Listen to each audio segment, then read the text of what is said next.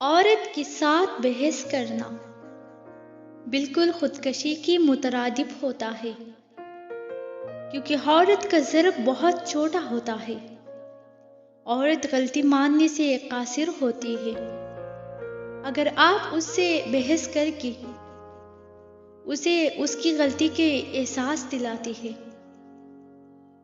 یا تو یہ رونے لگ جاتی ہے یا پھر جذباتی ہو کر بھڑک جاتی ہے اور بد اخلاقی پہ اتر آتی ہے۔ اس لیے عورت سے کبھی بحث مت کرنا۔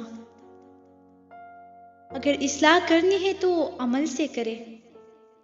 عورت لفظوں سے زیادہ عمل پر اعتبار کرتی ہے، کیونکہ لفظوں کی دو پہلو ہوتی ہے، ایک پہلو نرمی اور ایک پہلو سختی۔ عورت ایک پہلو قبول کرتی ہے، ایک پہلو قبول نہیں کرتی، اور جس کو اچھا سمجھ لیتی ہے اس کی برائی کو قبول نہیں کرتی، جس کو برا سمجھ لیتی ہے اس کی اچھائی کو قبول نہیں کرتی۔ یہی چیز عورت کو ناقص العقل ثابت کرتی ہے، کیونکہ دانائی کا تقاضا یہ ہے کہ اچھائی برائی دونوں انسان کی فطرت کا حصہ ہے۔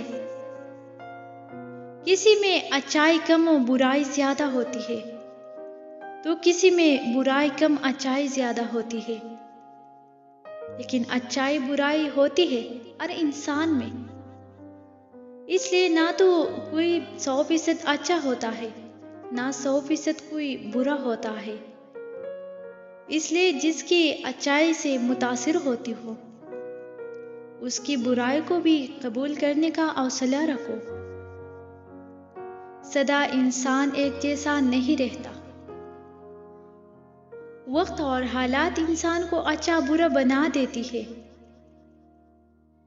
یہاں ضرب کا تقاضا یہ ہے کہ جس کو اچھائی کی وجہ سے قبول کرتی ہو، جب اس میں کوئی برائی دیکھو تب بھی اسے قبول کرو اور اس کی اصلاح کرنے کی کوشش کرو۔ تعلق توڑنا کسی مسئلے کا حل نہیں ہوتا، کیونکہ غلطی آپ کے ذات سے بھی ہو سکتی ہے، فرشتے آپ خود بھی نہیں ہے۔